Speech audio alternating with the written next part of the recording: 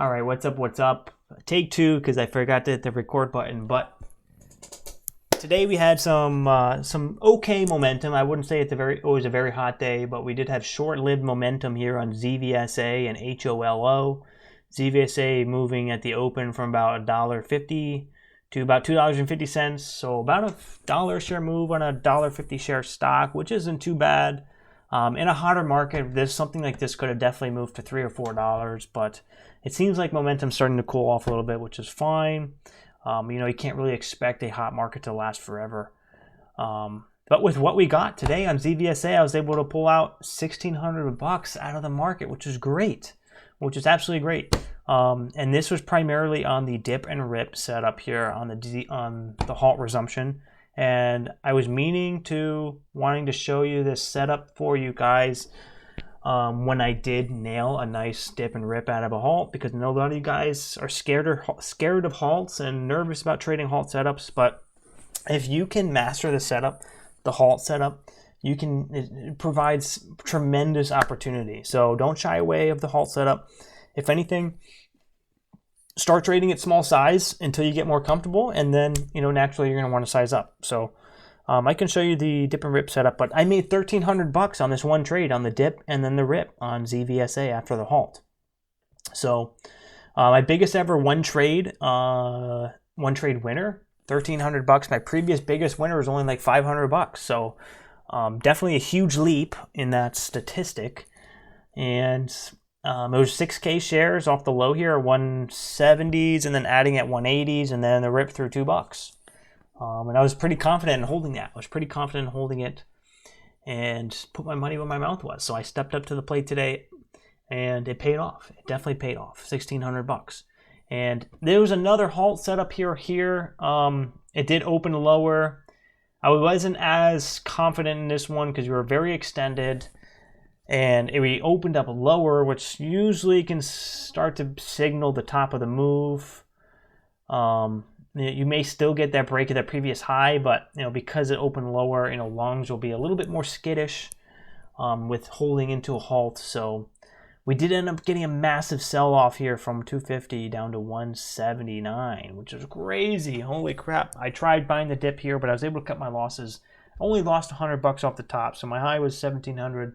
Finishing at 16. So kept my losses real tight.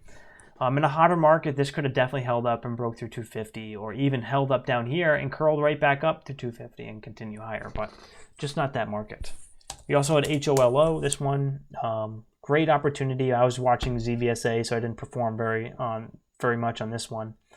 It's a little bit choppy, but it was definitely gave opportunity. You had the red to green, break of the opening range high, consolidating, nice bull flag here, continuation through a pre-market high, halting up, and then the dip and the rip halt setup, which is just amazing, and right back up to $14.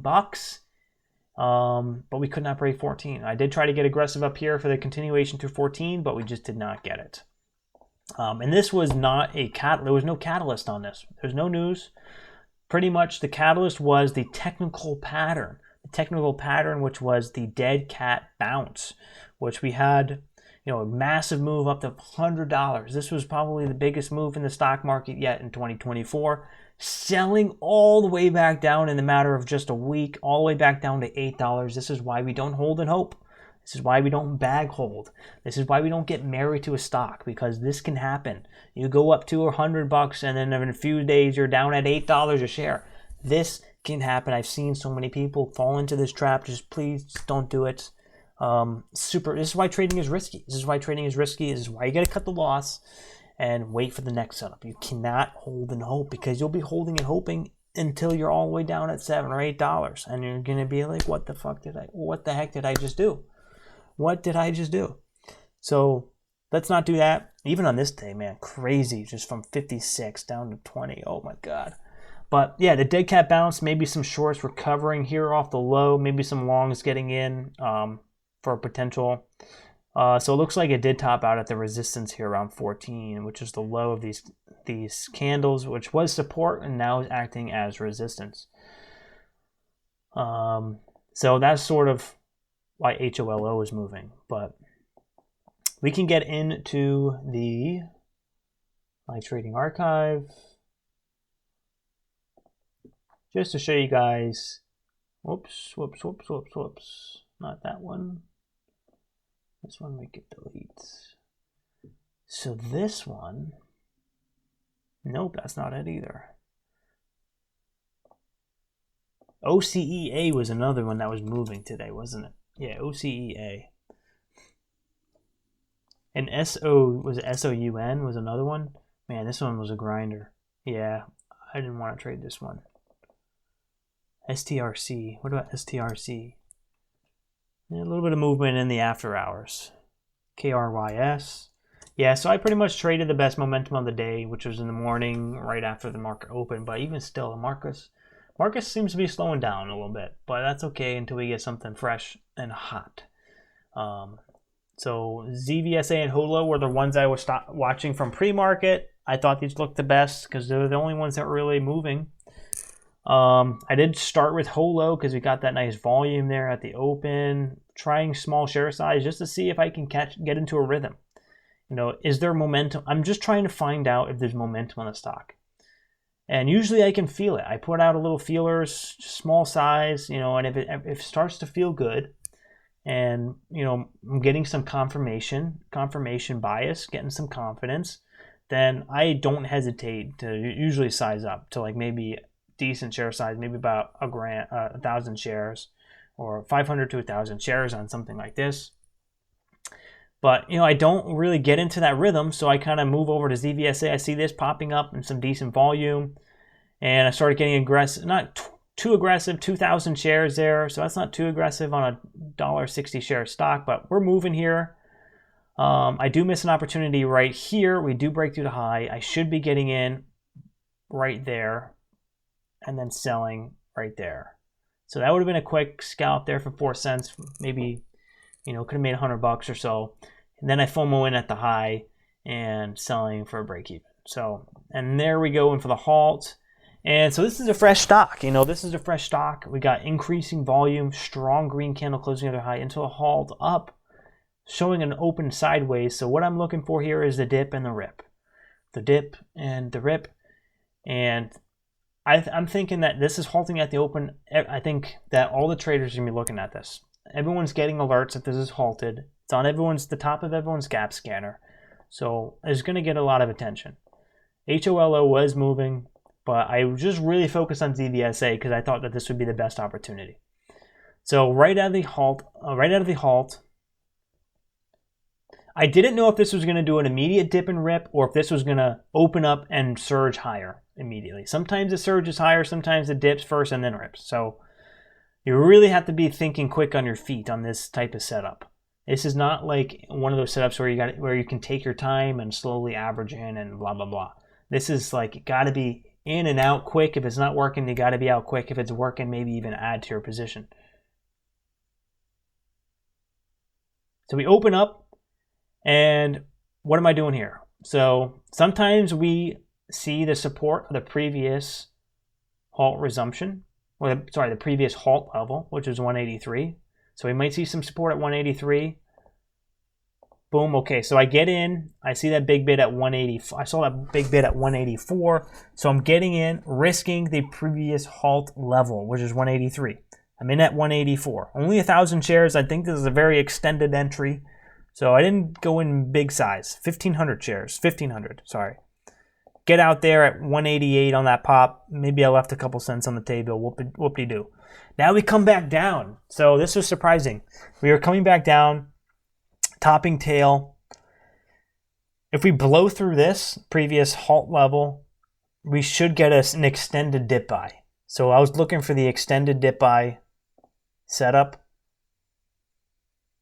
Okay, boom. So we got previous pre-market high support and then the 90 MA starting to creep up a little bit. So on this dip, I'm immediately buying, anticipating that this is going to be a support level because we have increasing volume and we're dipping down on decreasing volume, even though it is a topping tail, because we had this momentum earlier, just a few minutes earlier. I'm thinking that people are going to think that this is a discount. This is a buy for a continuation move.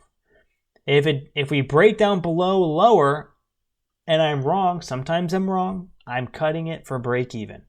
So this is a break even risk. So and this is how I'm able to keep my losses so tight. Because I'm just kind of anticipating where support's going to be. So support is, I'm thinking anticipating it's going to be here. So I'm just going to get in. I'm not waiting for anything else.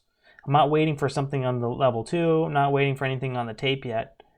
I'm just right off the chart pattern. Support. Just buying. I'm just buying. Which sometimes I can be wrong. And in the case that I'm wrong, I try to get out break even. Okay, so get in 4,000 shares. Looks like we started to form that bottom and tail. So I did start selling for a quick 1 cent, 2 cent gain, because usually on these panic dip buys, the resolution is instant. As soon as you get in, you're in profit. If you're not immediately in profit, that means you're likely wrong. So that's why I try to get out. And if we're getting back into the low of the candle, so I did sell for break even on that previous entry, because if you start forming that bottom and tail, in my experience, and then it starts to come back down, I need to be out, because if it's going to come back down, it's likely going to go lower. And then if it goes lower, I can look for another entry instead of holding it 10 cents lower. And then now I'm in the red. And then if I average down, I might still be in the red, and I just doubled my position. So I'm taking on more risk. So I don't want to do that.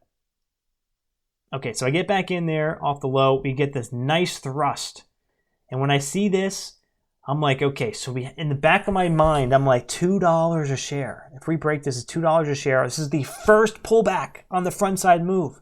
First pullback on the front side move. I always want to be aggressive because the odds of continuation are higher than on the second or the third pullback.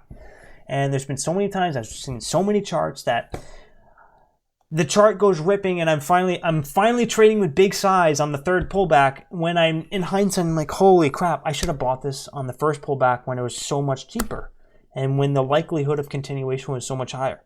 So to not do that, whenever I see a first pullback, we got great volume, good volume on the green candles, strong green candles. I want to be more aggressive on the first pullback than I am on the second pullback and the third pullback, because the odds start to go lower and lower as the stock moves higher. So I get in there off the low. I even added, when I saw that up thrust, I added because I thought this would go higher. But I got in at 2,000 at 170, added at 78, and then selling that last ad, that second ad, was a break-even trade because we did start to hesitate in that area.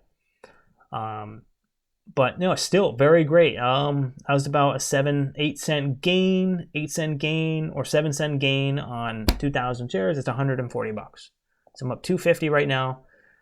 And then we start forming that bottom and tail again. We'll start, creeping up on that bottom and tail. It's showing strength, that there's a lot of buyers in this area. Getting in there's a very aggressive buy. I'm in at 180. And then I'm in 3,000 shares. So I just bought 3,000 shares, one order at 181. And then that's strong there. Once we start creeping back to the top of that candle, and we have that psychological level at 2, I'm thinking we can break 2. So I add again for the break of the high. We get that break of the high of 2, taking it all off, 6,000 shares we got my position at 81, adding at 89, selling at 06 and 08. So that was my $1,300 winner, my biggest ever winner, ever in my career. My biggest ever winner, $1,300. Really great trade. I did leave some on the table.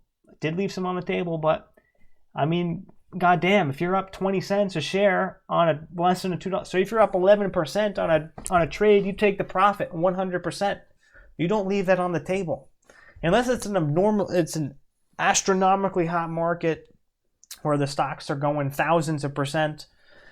Every time, like if I'm up 10% on a trade, I'm taking that every single time. I'm not looking for another 10% 99% of the time. 99.9% of days, if I have a 10% winner, I'm taking that off the table every single time. Because that's a great trade. That's just a great trade. But we did get that hold up. We resumed lower. And this was that same trade. Same trade. Same idea. It doesn't matter where it opens up. It opens up sideways, you look for the dip and rip. If it opens up higher, you look for the dip and rip. If it opens up lower, you look for the dip and rip. It's the same setup every single time. And that's why it's so simple, but it's risky. Of course, it's risky. In a colder market, sometimes they don't rip. They only dip. So, and it's also very intimidating because the stocks, after the halt, it moves so fast. Sometimes they move so fast, so it can be intimidating. But we open up lower. We dipped there for a second. It was like a kind of a half-ass dip, so I thought I knew I could have been a little bit too soon. Here's the real dip. There's the real dip. Then I get back in there at 1,000 at 08, and then I sold a little bit too early at 19. But still, a 10-cent trade, not too bad. Only 1,000 shares, though. I was a little bit nervous on this one for some reason. But we ripped through the high, and that would have been a beautiful trade again. If I would have got aggressive on that, like that first one. That could have been another 20-30 cent trade on 6,000 shares. That's another $1,500. So, I left some money there on the table, but, that's all. That's okay. That's okay. I'm not going to beat myself up. I didn't know. I don't know. I knew this could have been a great setup. I think I was a little bit nervous. I was a little bit nervous because of giving back my great trade. I'm going to be honest with you. But it wasn't a hot market. It wasn't a hot market. I didn't want to push too hard. Here I'm getting trading 1,000 shares, not too aggressive. Off the low. And then coming a lot lower. It just... You can tell that the supply was coming in. Oh, and now we start forming that bottom and tail. I'm like, all right, are we going to break 250? We're going to break 250? I was getting quite aggressive. And then, oh man, I just took that off just a second too late. That was $100 right there. Or $200. Oh no, 100. Get back in there at 80.38, out at 46 on 2,000 shares. It's a quick, made that money back. 150, $200 back. Okay. Now I'm like, all right, we might break 250. Extended there, so I was not buying it. I was not buying that one. Not buying that break at 250. I want to wait for the next candle. If the next candle opens up and rips to 250, I'm all in. Well, not all in, but take a good size. 2,000, 3,000 shares. But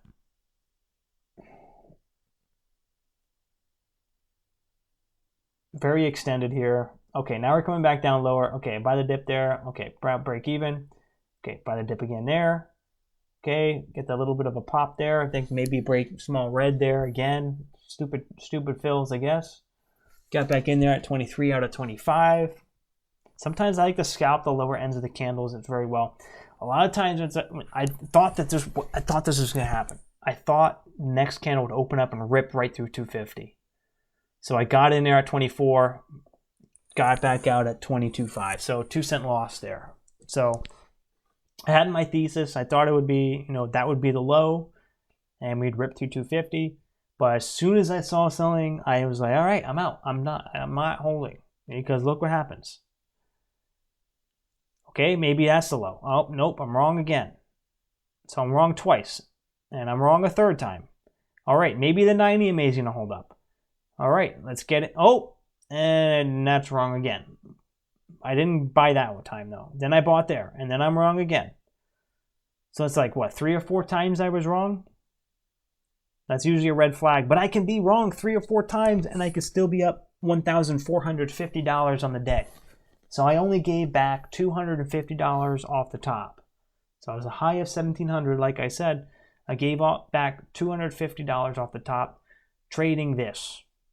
And I gave it a lot of attempts.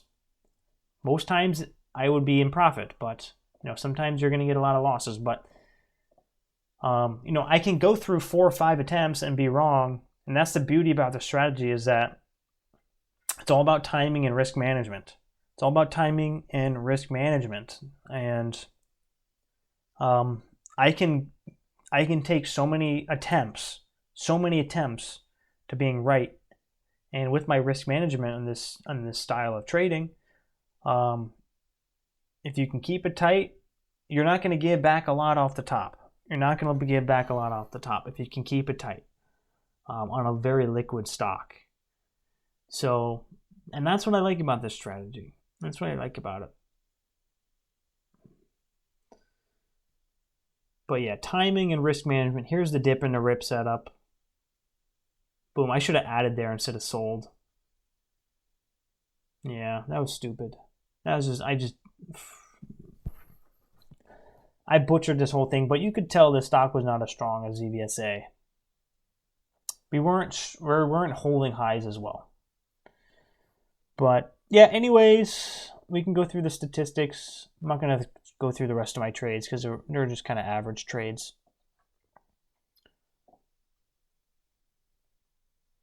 There was that halt down reversal trade on, what was that, ZVSA again? The halt down reversal after this halted down here and we opened up higher. I did take this dip and then the pop here for 150 bucks, I think. And then stop trading it. But again, that's the same thing. Even a halt down reversal is a great setup too. So halt down, sometimes if it opens lower, sometimes you get that reclaim back up to the previous halt level. But if you open up higher, sometimes that's a bullish signal. And you may get an opportunity where it rips back higher as well. So trading around halts, it's going to take a lot of time, a lot of patience, a lot of practice, but they offer great opportunity. And I guess my biggest winner was a halt setup. So there you go. I mean, there's your evidence of the opportunity of trading around halts. So it's definitely worth it to practice that setup and to learn it and to continually just watch your film of the halt setups. Yeah, whenever you see a halt setup, make sure you're recording and go back and watch that. Go back and watch the halt setup like 3 or 4 times. And the good thing about it is that it's only a setup that lasts maybe less than a minute. Or less than a minute. That setup the halt setup is less than a minute trade, and you can watch that 20 or 30 times in one day and then really start to learn it. And there's just some subtle nuances that you'll start to pick up on that will help you with the risk management and holding and when to buy, when not to buy, when to sell, and when to cut the loss. So just practice with that, and just even small size is a good first step. One share. But yeah, let's take a look here at the statistics. So largest winner, 1,299, 60% profit margin. My accuracy was negative. My accuracy was 46%, which is usually above 50. But yeah, I still have more than half of my trades are losers today, and I was green. So really great, and that's because my risk management skills are on point. My biggest loss today was less than $100. My average win was about 3 times my average loss, which is a little bit more than average, but I guess because that largest winner here offset that a lot. But yeah, doing well. My positions cost was a little bit lower because of the price of that stock was only $1.50 a share, and I only took even 6,000 shares. It's only, let's see the exact trade here for you guys. So total cost of the position was $11,000, and $11,000 position. Got in at 185 for an average, out at 207 for the average. So 22-cent trade there, 6,000 shares, $1,300, 11.7%. But yeah, everything is looking good. We can take a look at the running P&L for you guys. But yeah, pretty much after that trade, pretty much went sideways. You know, I gave a couple opportunities to build on this, but after about 10 o'clock, the opportunity started to dwindle, and that's usually a sign that we're not in a hot market yet. So if I can take what we got, if I can take the momentum that we got at like from 9:30 to 10 and walk away on a market like this, I'm happy with that. You know, it's better than sitting around and hoping for another stock and wasting your whole day. You know, we gotta enjoy your life too. You gotta live your life too. So that's it for me. Thanks for watching the recap. Hit that thumbs up button for me on the way out. Hit that subscribe button. Again, trading is risky. Here is the disclaimer. Most people do lose money. My results are not typical. There's no guarantee that you'll have similar results by watching my YouTube videos. And everything is for educational and entertainment purposes only. So thanks for watching, and they will catch you guys tomorrow. All right. Peace out.